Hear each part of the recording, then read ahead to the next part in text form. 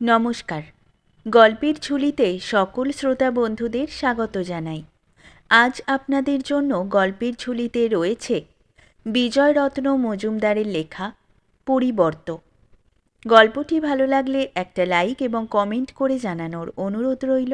আর চ্যানেলে নতুন হয়ে থাকলে আরও গল্প শোনার জন্য চ্যানেলটি সাবস্ক্রাইব করতে কিন্তু ভুলবেন না।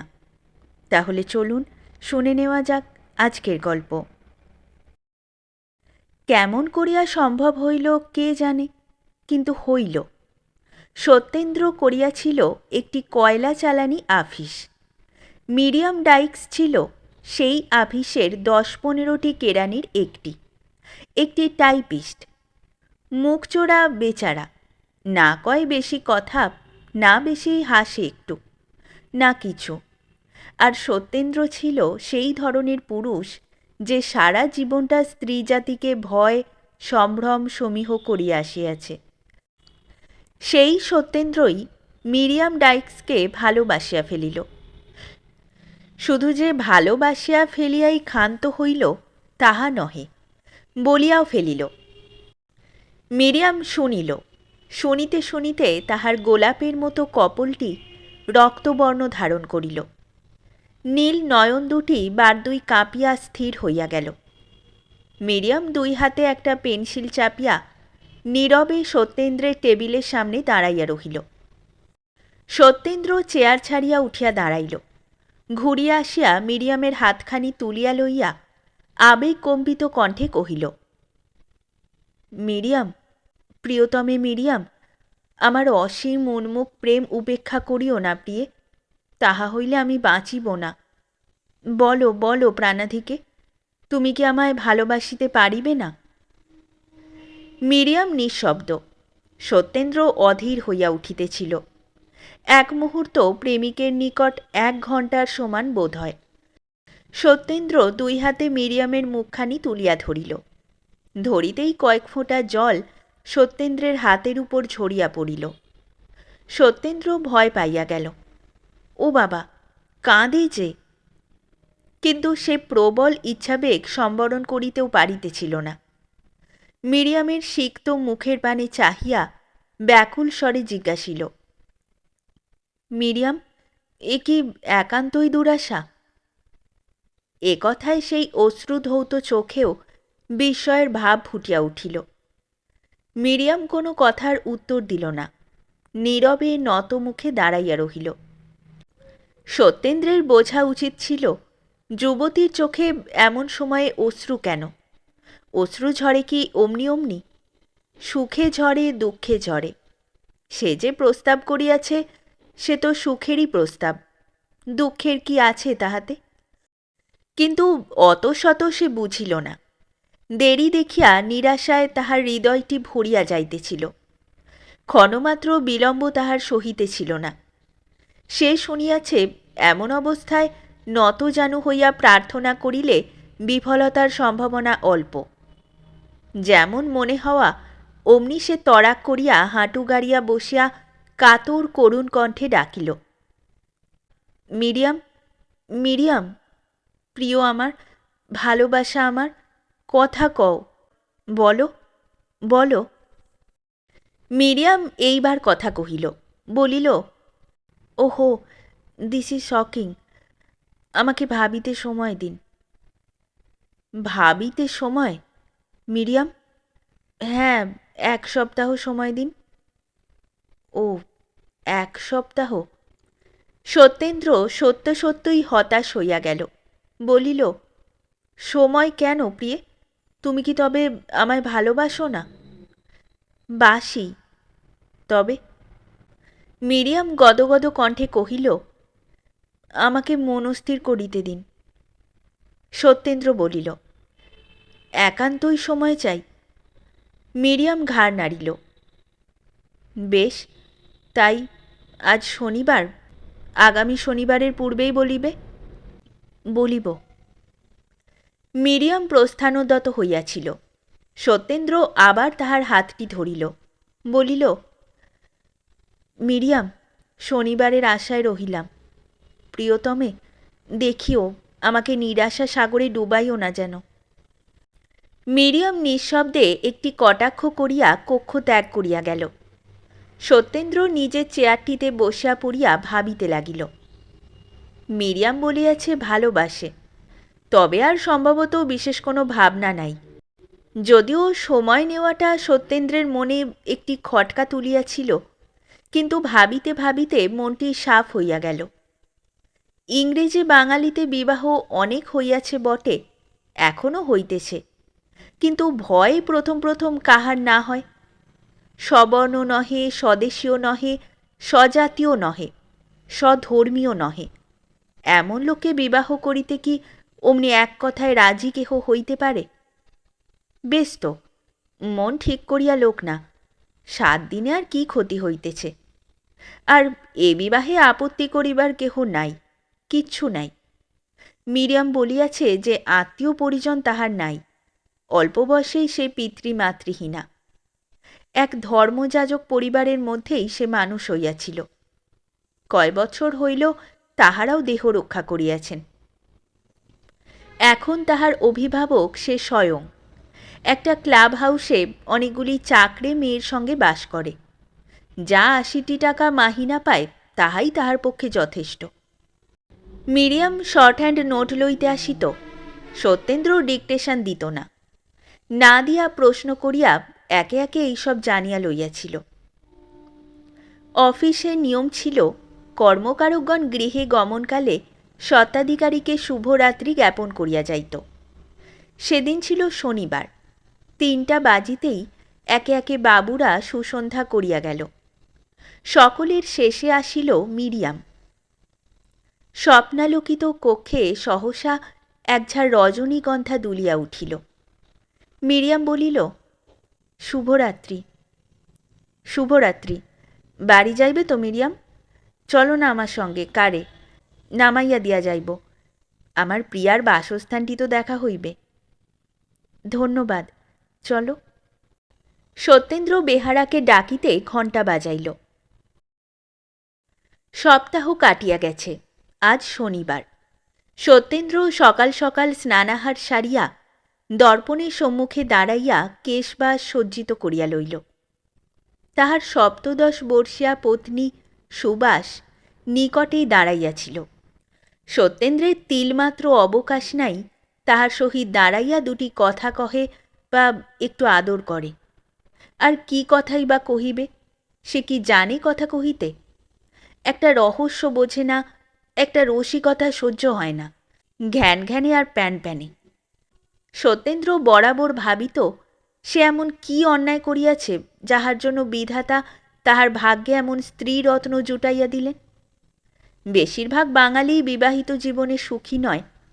এই 20 শতাব্দীর নব সভ্যতার আলোকে বঙ্গীয় যুবকগণের চক্ষু ঝলসিয়া যাইতেছে।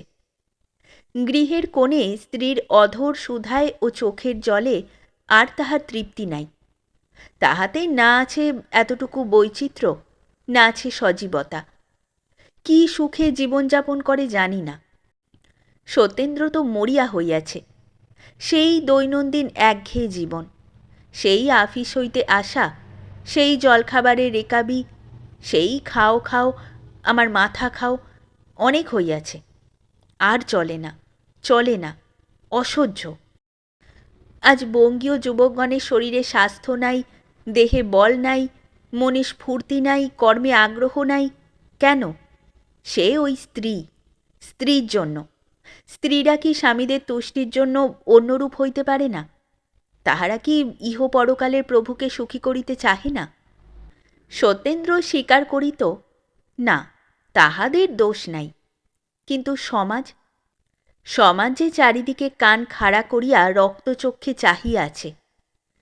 পারে যদি কেহ এই সমাজটাকে আঙুল তুলিয়া বঙ্গসাগর গর্ভে নিক্ষেপ করিতে, তবেই আবার দেশে প্রাণ আসিবে, ছেলেরা মানুষ হইবে, নতুবা সব যাইবে।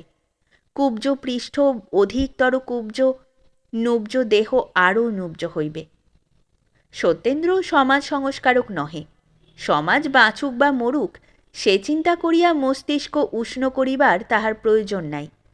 নিজের পথ সে বাছিয়া লইয়াছে, তাহাতে যদি তাহার নিন্দা হয় হোক, লোকে নিষ্ঠুর বলে বলুক, লোকের জন্য নিজের সুখ স্বাচ্ছন্দ্য ত্যাগ করিবে এমন মূর্খ বর্বর সে নয়। সত্যেন্দ্র 10 মিনিটের মধ্যেই আফিসে আসিয়া পৌঁছিল। বেহারা হাত হইতে ছড়ি ও টুপি লইয়া আলনায় ঝুলাইয়া প্রভুর কামরায় পাখা খুলিয়া দিল। সত্যেন্দ্র কোটটি খুলিতে খুলিতে হাজিরা বহি টানিয়া লইল। সকলেই আসিয়াছে, আসে নাই কেবল মিরিয়াম। সব আসা না আসা সমান হইয়া গেল। সত্যেন্দ্র ঘড়ির দিকে চাহিয়া দেখিল 10:35। পাতা উল্টাইতে উল্টাইতে সত্যেন্দ্র দেখিল কখনো 10:25 পরে মিরিয়াম আসে নাই। 20, 21, 22, কচিত 25, ইহার বেশি একটি দিনও হয় নাই। সত্যেন্দ্র চিন্তান্বিত মুখে চেয়ারে বসিল। বেহারা কাঁচের পিরিচের উপর কাঁচের গেলাসে কাঁচের মতো বরফ জল রাখিয়া গেল। সত্যেন্দ্র গেলাস তুলিয়া জলপান করিল বটে, কিন্তু তাহার জিহবায় জলের স্বাদ আজ কিরূপ ঠেকিল তাহা কি আর বলিতে হইবে। সত্যেন্দ্র সিগারেট ধরাইল। এত প্রিয় যে সামগ্রী আজ তাহা ভালো লাগিল না। কিন্তু কি করিবে, সিগারেট ছাড়া আর কিসে মনের ব্যাকুলতার কথঞ্চিত শান্তিও দিতে পারে। 1টা, 2টা, 3টা পুড়িয়া ছাই হইয়া গেল, শান্তি মিলিল না। বাহিরে খটাখট টাইপ কলের শব্দ হইতেছে। থাকিয়া থাকিয়া টুংটুং করিয়া টেলিফোনের ঘণ্টা বাজিতেছে। মধ্যে মধ্যে নিম্ন কণ্ঠে বাবুদের গুঞ্জনধ্বনি শ্রুত হইতেছে। টেবিলের উপর স্তরে স্তরে চিঠিপত্র ও কাগজাদি সজ্জিত। সত্যেন্দ্র কিছুতেই মন দিতে পারিতেছে না। দেখিতে দেখিতে ঢং ঢং ঢং ঢং করিয়া 4টে বাজিয়া গেল। আর 1 ঘণ্টা, তারপরই তো আফিস বন্ধ হইবে। আর কি সে আসিবে? না, আজিকার দিনই যখন বৃথায় গেল, আসিল না, তখন নিশ্চয় মারিয়াম আর আসিবে না। আকাশের গায়ে গত 7 দিন ধরিয়া যে সুরম্য হর্ম গঠিত হইয়া উঠিতেছিল, ওই বুঝি ভাঙিয়া পড়ে, ওই বুঝি তাহার সব আশা আকাঙ্ক্ষা নির্মূল হইয়া যায়। টেলিফোর ঘণ্টা বাজিয়া উঠিল। 1 মিনিট পরেই টেলিফোবাবু পর্দা ঠেলিয়া সত্যেন্দ্রের সম্মুখীন হইয়া ইংরেজিতে কহিল, আপনাকে কেহ খুঁজিতেছেন মহাশয়। সত্যেন্দ্র অত্যন্ত বিরক্তভাবে টেলিফোর কল তুলিয়া লইয়া জিজ্ঞাসিল, কে তুমি? উত্তর আসিল, আমি মিরিয়াম। আজ সপ্তাহ শেষ হইল, তুমি তো আসিলে না। উত্তর হইল, আমি আসিব, সেই কি রীতি? না, তুমি আসিবে। সত্যেন্দ্র জিভ কাটিয়া কহিল, আমায় ক্ষমা করো মিরিয়াম, আমি এখনই যাইতেছি। বেহারা টুপি ও ছড়ি লইয়া দাঁড়াইয়াছিল। সত্যেন্দ্র জিজ্ঞাসিল, গাড়ি? খাড়া হুজুর। প্রিয়া নিকেতনে পৌঁছিতে সারাদিনের উৎকণ্ঠা অবসাদ চিত্তগ্লানি বিদূরিত হইয়া গেল। মিরিয়াম অশ্রু ছলছল চোখে বলিল, আমি কি তোমার উপযুক্ত হইতে পারিব? সত্যেন্দ্র মিরিয়ামের কৃশ দেহটিকে বক্ষে বাঁধিয়া সহর্ষ কণ্ঠে কহিল, ও কথা বলো না মিরিয়াম, ও কথা বলো না। তুমি আমার উপযুক্ত হইতে পারিবে না। তবে আমার কি ভয় হইতেছে জানো ডিয়ার, আমাকে লইয়া তুমি সুখী হইতে পারিবে তো? বলো, বলো, আমাকে লইয়া তুমি সুখী হইতে পারিবে? এ প্রশ্নের উত্তর মিরিয়াম আর মুখে দিতে পারিল না। দুটি চক্ষু দিয়া কোমল মুখের রেখার ভিতর দিয়া দুটি সস্নেহ বাহুপাশ দিয়া একথার এবং অনেক কথার উত্তর দিয়া দিল। প্রায় অর্ধ ঘণ্টা অতিবাহিত হইলে মিরিয়াম বলিল, আমি শুনিয়াছিলাম বাঙালি যুবকদের খুব অল্প বয়সেই বিবাহ হয়। আমার কাছে 2-1খানি ছবি আছে, বিলাতি ম্যাগাজিনে বাহির হইয়াছিল। বাংলাদেশের বরকনে, তাহাতে বরের মুখে গোঁফে রেখাটিও দেখা দেয় নাই, আর কোণে তো স্কুলগার্ল বলিলেই হয়। হ্যাঁ হ্যাঁ, ওইরূপ আগে হইতো বটে, এখনও 2-1টা হয়, কিন্তু আগের তুলনায় সে কিছুই নয়। এখন পরিণত বয়সের আগে কেহ বিবাহ করে না। মিরিয়াম কিয়ৎক্ষণ পরে আবার বলিল, তোমার আত্মীয় স্বজন আছেন, তুমি তাহাদের অনুমতি পাইবে। সত্যেন্দ্র হাসিয়া বলিল, বিবাহে অনুমতি? তুমি কি বলিতেছ প্রাণাধিকে? অনুমতি পাইব না? আর কাহারই বা অনুমতি আবশ্যক? এক বৃদ্ধা মা আছেন, তিনি আমার স্বাধীনতায় হস্তক্ষেপ করেন না। তবুও মিরিয়ামের মুখখানির মলিনতা ঘুচিল না। সেই ঈষৎ জড়িত কণ্ঠে বলিল, কিন্তু তিনি কি? কথাটা সে শেষ করিতে পারিল না। সত্যেন্দ্র কিন্তু তাহার মনের ভাবটি বুঝিল। বুঝিয়াও জিজ্ঞাসিল, কিন্তু কি বলিতেছিলে? তিনি কি তোমার প্রতি রুষ্ট হইবেন না? রুষ্ট হইবেন কেন? ইংরেজ বাঙালিতে বিবাহ এই প্রথম নয়, পূর্বে অনেক হইয়া গেছে। আমারই ছোট মামা বিলাতে মেম বিবাহ করিয়াছিলেন। আমার সে মামি এখনো জীবিত রহিয়াছেন। তিনি কোথায়? এখানেই আছেন? না, তাহারা থাকেন লাহোরে। আমার মামা সেখানকার ইঞ্জিনিয়ার। কিন্তু তিনি বোধ করি বাড়িতে আসিতে পারেন না। সত্যেন্দ্র শীষ দিয়া উঠিল, বলিল, কেন পারিবেন না? এই তো সেবারও আমাদের বাড়িতে সস্ত্রীক সকন্যা 3 মাস থাকিয়া গেলেন। মিরিয়াম নীরব। যুবতীটি অর্ধ নিমিলিত নেত্রে সুদূর ভবিষ্যতের অদৃষ্ট জগতে উঁকি দিতেছিল, কথা কহিল না। সত্যেন্দ্র 2 মিনিট কাল তাহার মুখের দিকে চাহিয়া গাঢ় স্বরে বলিল, মিরিয়াম, মিরিয়াম, কেন তুমি এত ভাবিয়া আকুল হইতেছ? আমি তোমাকে ভালোবাসি। তোমাকে সুখী করিতে কি আমি ত্রুটি করিব প্রিয়ে? মিরিয়াম তথাপি নীরব, নতমুখ। সত্যেন্দ্র বলিল, তুমি বুঝি আমাকে ভালোবাসো না মিরিয়াম? নিশ্চয়ই বাসো না, বাসিলে কখনোই তুমি এত সন্দেহ করিতে না। এই দেখো না, আমি তোমাকে ভালোবাসি, সেই আমার যথেষ্ট।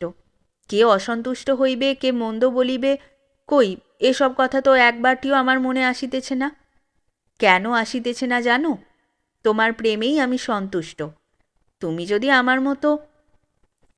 মিরিয়াম সহসা মুখ তুলিয়া 2টি পেলব শ্বেত বাহু বল্লরীর দ্বারা সত্যেন্দ্রকে বক্ষ সন্নিকটে টানিয়া গদগদ কণ্ঠে কহিল, বলো না, বলো না প্রিয়তম, আর বলো না।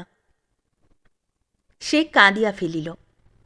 সত্যেন্দ্র জানিত না যে এই দিনই অঙ্গুরীয়ক পরাইয়া দিতে হয়। মিরিয়াম সে কথা বলিয়া দিল।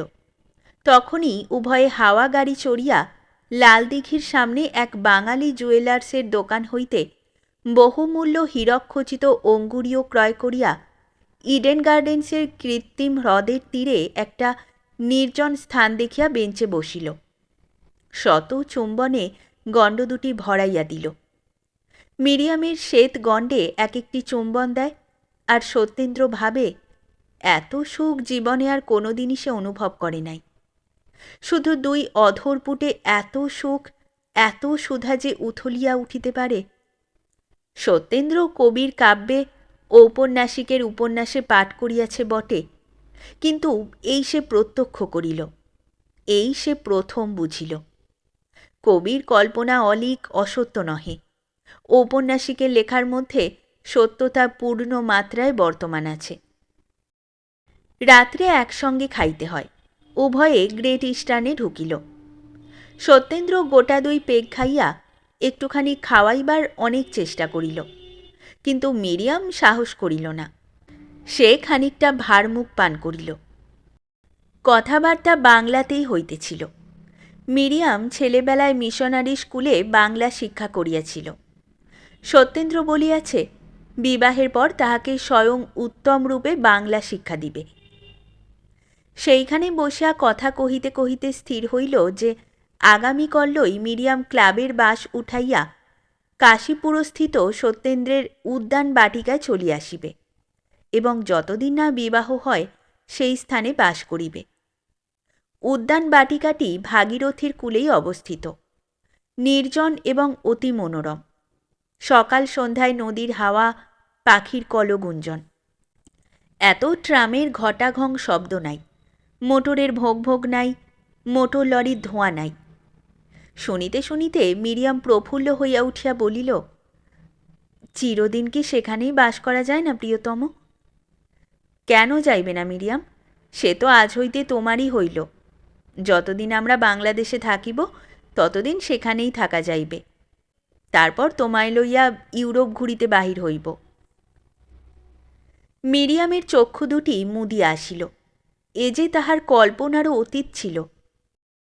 সে রাত্রে যখন উভয়ে উভয়ের নিকট বিদায় লইল, তখন মিরিয়ামের বাসা বাটির পার্শ্বে গির্জার ঘড়িতে ঢং ঢং করিয়া 3টা বাজিয়া গেল।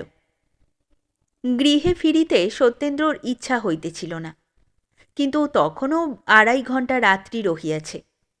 পথে পথে ঘুরিয়া বেড়ানোও অসম্ভব। সত্যেন্দ্র গৃহে ফিরিয়া দ্বিতলের শয়নকক্ষে জামা কাপড় ছাড়িতে লাগিল। সুবাস মেহগিনি খাটে দুগ্ধ শুভ্র শয্যায় গাঢ় নিদ্রামগ্ন। সত্যেন্দ্র বারদুই স্তিমিত বীর্য জীবটির পানে চাহিয়া বৈঠকখানায় নামিয়া গিয়া কৌচে শুইয়া পড়িল। মিরিয়ামের কথাই ভাবিতে লাগিল। সত্যেন্দ্র একটু মুশকিলে পড়িয়া গেল। এলাহাবাদ হইতে তাহার জ্যেষ্ঠা শ্যালিকা শ্রীমতী আভাস লিখিয়াছেন, এই 17ই শ্রাবণ হিরণের বিবাহ। সুবাসকে আনিতে হিরণ স্বয়ং যাইতেছে। সুবাস যেন অতি অবশ্য আসে। হিরণ কালই সকালে পৌঁছিবে এবং সন্ধ্যার ডাকগাড়িতে তাকে লইয়া পুনঃযাত্রা করিবে। সুবাস তো যাইবার আনন্দে মাতিয়া উঠিয়াছে, তবে সেই সঙ্গে একটা মুশকিলও বাধাইয়া ফেলিয়াছে। আজ আর কাল 2টি দিন সত্যেন্দ্রকে আফিস কামাই না করাইয়া ছাড়িবে না। সত্যেন্দ্রও প্রথমটা সম্মত হয় নাই, কিন্তু শেষে সুবাস যখন কাঁদো কাঁদো স্বরে অনুযোগ করিল যে আবার কতদিন দেখা হবে না কিছু না, তখন রাজি না হইয়া পারিল না। সারাটা দিন সে অতি কষ্টেই একসঙ্গে কাটাইল। সময় কি কাটিতে চাহে? সত্যেন্দ্রের মনটি তখন কোথায় পড়িয়া রহিয়াছে? মাত্র দেহটা লইয়া কি সময় কাটানো যায়? কিন্তু সুবাস ইহাতেই সন্তুষ্ট হইল। বেচারা সারা দিনমান ও রাত্রি অনর্গল গল্প করিয়া গেল। মাঝে মাঝে একাদরা হুঁহা শুনিয়াই তৃপ্তি পাইল। সত্যেন্দ্র ভোরের দিকে ঘুমাইয়া পড়িতে তাহারই একখানা বাহুর উপর মাথাটি রাখিয়া সুবাস নিশি জাগিল। হিরণ আসিয়া পৌঁছিতেই সুবাস সত্যেন্দ্রকে বলিল, সেই যে আমাদের ভিক্টোরিয়া স্মৃতিসৌধ দেখবার কথা আছে, ভালোই হয়েছে। হিরণ এসেছে, ও দেখেনি বলছে। সত্যেন্দ্র বলিল, ভালোই তো, আমি গাড়ি রেখে যাচ্ছি, তোমরা দুজনে দেখে এসো। সুবাস মুখখানা গোমড়া করিয়া বলিল, যেতে চাইনি, যাও।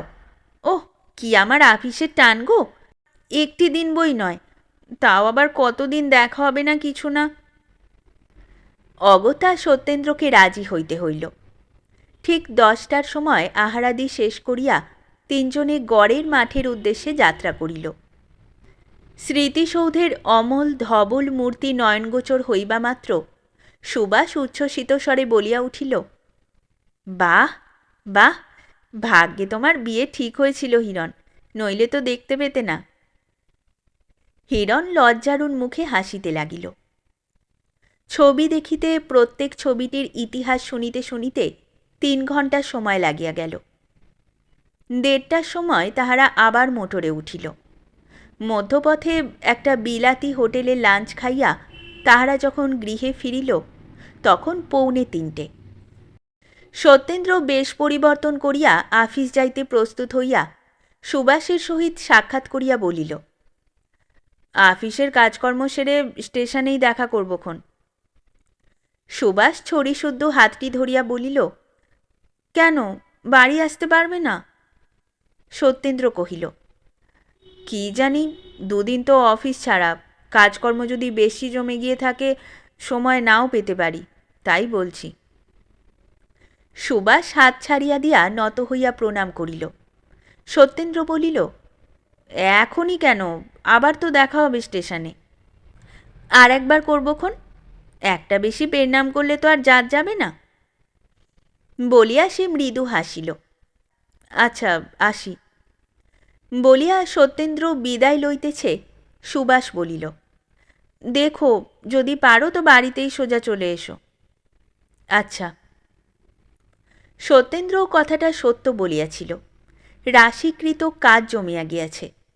বিলাতি মেলডে, সে চিঠিগুলির উত্তর না দিলেই নয়।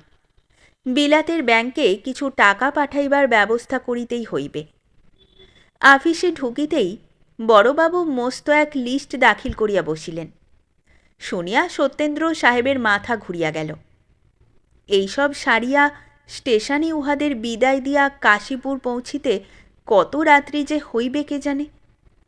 না জানি মিরিয়াম কত ভাবিতেছে। দুই দিনের অদর্শনে না জানি সে কত ব্যাকুল হইয়া উঠিয়াছে। কখন গিয়া সেই মলিন অধরে চুম্বন দিয়া আবার সে মুখখানি আরক্ত করিয়া দিবে, কখন বক্ষে ধরিয়া অস্থির বক্ষ শান্ত করিবে, ভাবিতে ভাবিতে সত্যেন্দ্র চেয়ারখানায় বসিয়া পড়িল। বড়বাবু খাতাপত্র হাতে ঘরে ঢুকিয়া বলিতে লাগিলেন, এই সময় আবার টাইপিস্ট ছুরিটা কামাই করিল। কি করিয়া যে কাজ চালাইতেছি, কি হাঙ্গামাই যে যাইতেছে, তাহার কাহাকে বলিব। বড়বাবুর উপর একটু রাগ হইল, আবার হাসিও পাইল।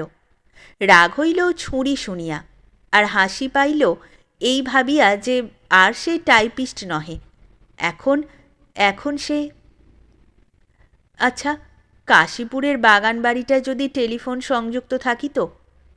না, সারাইতে কন্ট্রাক্টর লাগানো হইয়াছে। সারানো শেষ হইলেই টেলিফোন লইতে হইবে, নহিলে আফিসের কয় ঘণ্টা সময় কাটানো দুঃসাধ্য হইয়া পড়িবে। সেদিন রাত্রি 1টার সময় সেই যে চলিয়া গেছে, কাল সারা দিনরাত্রি আজ এই 3টা বাজে।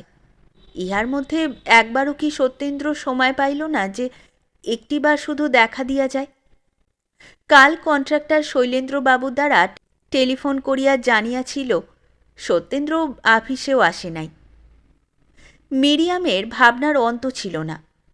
অসুখ হইল না তো? সেদিন অত রাত্রি পর্যন্ত মোটর লঞ্চে চড়িয়া নদীর হাওয়া লাগাইয়াছে, সর্দি টর্দি হয় নাই তো? একটা চাকরও বাড়ি জানে না যাহাকে পাঠাইয়া সংবাদ লওয়া যায়, এক নিজে অফিসে গিয়া সংবাদ লওয়া। কিন্তু সত্যেন্দ্র যে তাহাকে আফিসে যাইতে বারবার নিষেধ করিয়া দিয়াছে। তবে উপায়?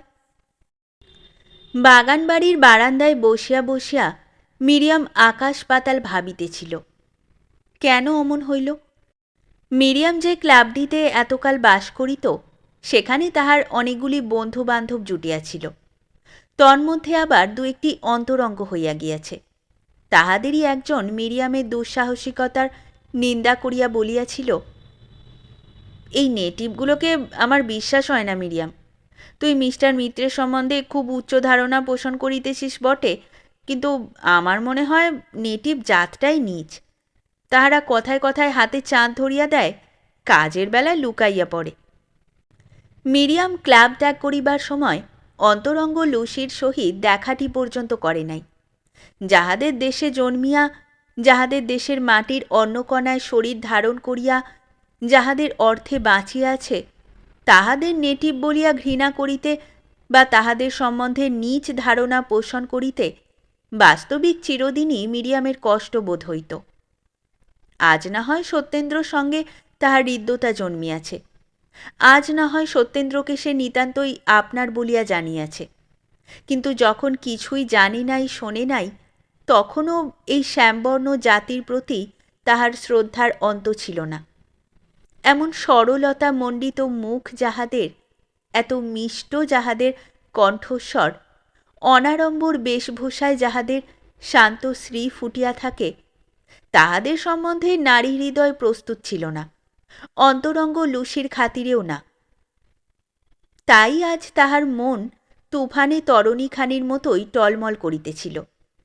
সত্যেন্দ্রের না আসিবার কারণটি কত রকমেই খুঁজিয়া বাহির করিতে গেল, কোনোটাই মনের মতো হইল না, কোনোটাতেই অশান্ত চিত্ত শান্ত হইল না।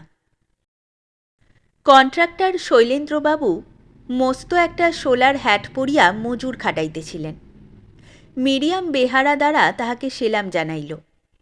শৈলেন্দ্রবাবু ঘরে ঢুকিয়া টুপিটি খুলিয়া কহিলেন, আজ সকালে মিস্টার মিত্রের সঙ্গে দেখা করিতে গিয়াছিলাম। দুর্ভাগ্যবশত তিনি 10টার সময় তাহার স্ত্রীকে লইয়া। মিরিয়াম বাম হস্তে টেবিলের কোণ চাপিয়া ধরিল। ভিক্টোরিয়া মেমোরিয়াল দেখিতে গিয়াছেন, দেখা হইল না। মিরিয়াম পাংশু মুখে জিজ্ঞাসিল, কাকে লইয়া? আপনি কাহার কথা বলিতেছেন মিস্টার কার? মিস্টার মিত্রের কথাই বলিতেছি। কিছু টাকার আমার বিশেষ দরকার পড়িয়াছিল। মিরিয়াম পার্শ্বস্থিত চেয়ারখানায় বসিয়া পড়িল। অস্ফুট কণ্ঠে বলিতে লাগিল, মিস্টার মিত্র, মিস্টার মিত্র, ভিক্টোরিয়া মেমোরিয়াল। শৈলেন্দ্রবাবু বলিলেন, হ্যাঁ, সেইখানেই গিয়াছেন শুনিলাম। মিরিয়াম হঠাৎ চেয়ার ছাড়িয়া দাঁড়াইয়া উঠিয়া কয়েক পদ অগ্রসর হইয়া ব্যগ্রকণ্ঠে কহিল, মিস্টার মিস্টার কার, আপনি নিশ্চয় জানেন, শুনিতে আপনার ভুল হয় নাই? না না, ভুল হইবে কেন? আমি ঠিকই শুনিয়াছি, তিনি ভিক্টোরিয়া মেমোরিয়াল দেখিতে গিয়াছেন। আমি সে কথা জিজ্ঞাসা করিতেছি না মিস্টার কার। আমি আমি জানিতে চাই যে যে তিনি ওই মিস্টার মিত্র একলা? না, তাহার স্ত্রী ও শ্যালক দুইজনকে লইয়া গিয়াছেন। তাহার বেহারা আমাকে বলিল, বাবু 2টার সময় ফিরিবেন বলিয়া গিয়াছেন। মিরিয়াম নিঃশব্দে ফিরিয়া চেয়ারটায় বসিল। আর একটি কথাও সে বলিতে পারিল না। হৃদয় মধ্যে যে বেদনা পুঞ্জীভূত হইয়া উঠিতেছে, অপর একজন লোকের সামনে তাহা গোপন করিবার জন্য সে অন্যদিকে মুখ ফিরাইয়া বসিল। কিন্তু গোপন তো থাকে না। বুক যে ফুলিয়া ফুলিয়া উঠিতেছে, নিঃশ্বাসের শব্দ যে ক্রমশই গভীর হইতেছে। চোখের জল তো আর বাধা মানে না। মিরিয়াম দক্ষিণ হস্তটি তুলিয়া করুণ কণ্ঠে কহিল, গুড আফটারনুন। শৈলেন্দ্রবাবু গুড আফটারনুন করিলেন বটে, কিন্তু প্রথামত তখনই কক্ষ ত্যাগ করিতে পারিলেন না। মিরিয়ামের অশ্রু সজল মুখের কতকাংশ তাহার দৃষ্টিগোচর হইয়াছিল। তিনি অতি ধীর কণ্ঠে জিজ্ঞাসিলেন, একটা কথা কি বলতে পারি মহাশয়? না না, কোনো কথা না, আপনি যান। Good afternoon. শৈলেন্দ্রবাবু আর দ্বিরুক্তি করিলেন না। ধীরে ধীরে কক্ষ ত্যাগ করিয়া কর্মস্থলে ফিরিলেন। মিরিয়াম অনেকক্ষণ স্তব্ধভাবে বসিয়া রহিল। এই বাঙালি, সেও এত শট, এত প্রবঞ্চক, তাহার কাছেও নারী খেলার সামগ্রী, কেবলমাত্র ভোগের বস্তু। মিরিয়াম যে কত গ্রন্থে এই ধর্মপরায়ণ জাতির সপক্ষে কত কথাই পাঠ করিয়াছে, সে সকল মিথ্যা। ইহাদের জন্য ত্যাগের আদালতের প্রয়োজন হয় না। ইহাদের পারিবারিক জীবনের কুৎসা খবরের কাগজে ছাপা হইয়া পৃথিবীময় হইচই পড়ে না। মিরিয়াম যে শুনিয়াছিল ইহাদের দাম্পত্য জীবনে বিচ্ছেদ নাই, ত্যাগ নাই, বিরহ নাই, মিলন, মিলন, শুধুই মিলন, সেসব মিথ্যা, আর অমন মিথ্যা। বাহির হইতে মিথ্যা পরিপূর্ণ ইহাদের সমাজকে সে কি সত্য, কি সুন্দরী না দেখিত। মুখে অসামান্য সরলতার মুখোশ পরিয়া কি বিভৎসতাই না গোপন করিয়া রাখিয়াছে।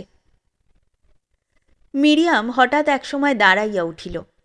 তখনই আবার নতজানু হইয়া বসিয়া অশ্রুসিক্ত মুখে জগদীশ্বরকে অসংখ্য ধন্যবাদ দিয়া সেই বারান্দাটিতে ফিরিয়া আসিল।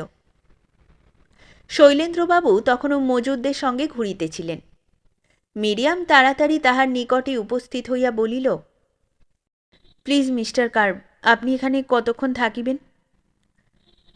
ঘড়ি দেখিয়া শৈলেন্দ্রবাবু বলিলেন, 5টা পর্যন্ত তো বটেই, একটু দেরিও হইতে পারে। তবে আপনার কারখানি আমাকে একবার দিবেন? নিশ্চয়ই। ধন্যবাদ, আমি 5টার ভিতরই আসিতেছি। না আসিতে পারিলেও ক্ষতি নাই, আমার ছোট ভাইও, তিনি আমার সহকারী, আসিয়া পড়িয়াছেন, আমি তাহার কারেই ফিরিতে পারিব। মিরিয়াম তাহাকে আন্তরিক ধন্যবাদ জানাইয়া তাহার গাড়িতে বসিয়া সোফিয়ারকে বলিল, মিস্টার মিত্রের বাড়ি, বেহারা দীর্ঘ কুর্নিশ করিয়া কহিল, তাহার প্রভু গৃহে নাই, আসিতে রাত্রি হইবে। সুভাষ কি একটা কাজে রামলক্ষণকে ডাকিতে আসিয়াছিল। মিরিয়ামকে দেখিয়া বলিল, সেলাই কলের মেম বুঝিরে, বলে দে বাবুর সঙ্গে আপিসে দেখা করতে। মিরিয়াম শান্ত দৃষ্টিতে সুভাষকে দেখিতে দেখিতে বলিল, বেহারা, ইনি কে আছেন? বেহারা একগাল হাসিয়া বলিল, মায়জি।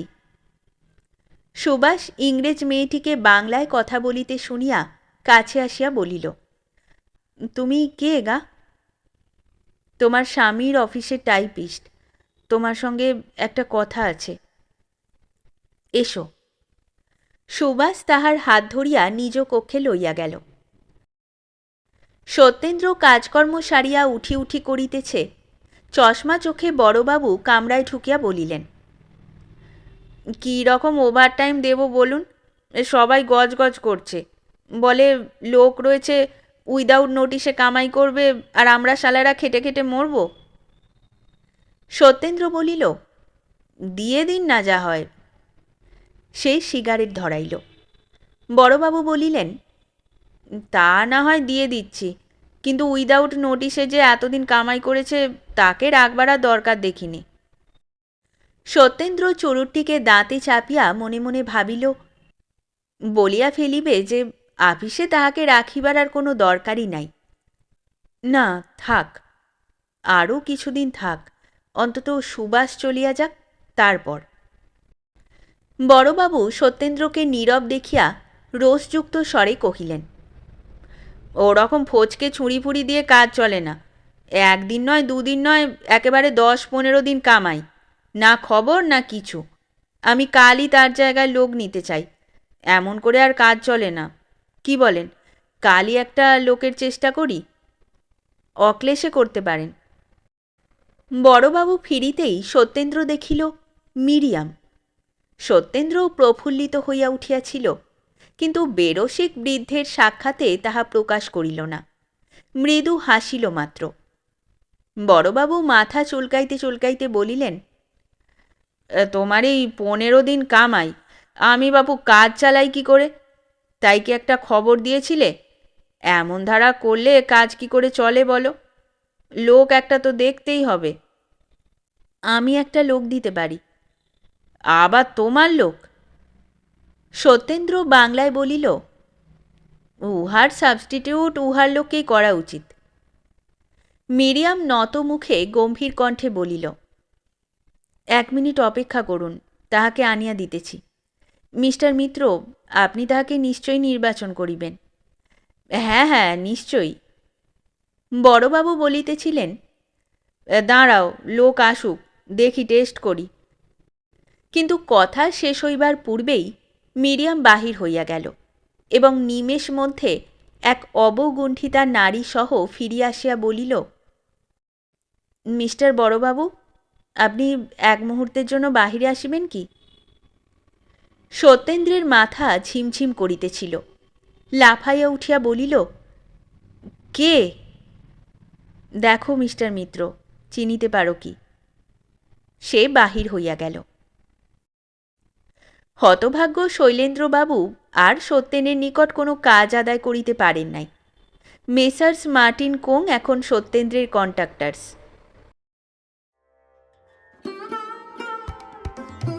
শেষ হলো আমাদের আজকের গল্প। গল্প পাঠে এবং বিভিন্ন চরিত্রে আমি তৃষিতা। গল্পটি ভালো লাগলে লাইক এবং শেয়ার করে দেবেন, আর চ্যানেলে নতুন হয়ে থাকলে আরও গল্প শোনার জন্য চ্যানেলটি সাবস্ক্রাইব করতে কিন্তু ভুলবেন না। খুব তাড়াতাড়ি নতুন একটি গল্প নিয়ে ফিরে আসব। সকলে ভালো থাকুন, শুনতে থাকুন গল্পের ঝুলি।